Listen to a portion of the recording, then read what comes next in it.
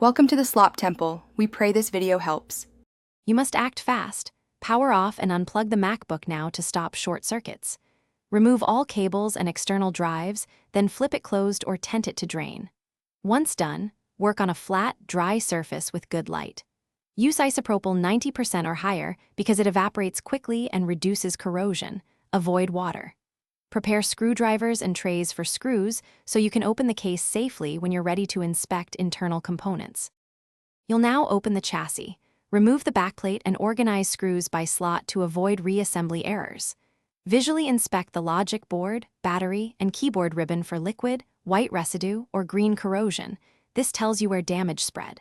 Make sure to disconnect the battery first to prevent current flow while you work. Use a magnifier and gentle cotton swabs with isopropyl to lift deposits. Don't scrub hard. If connectors look damaged, photograph them for reference. You're at the finish line.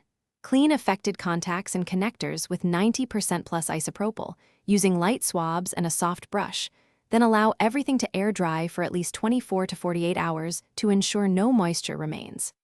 Reconnect the battery and reassemble carefully, then power on and test the keyboard, trackpad, and ports.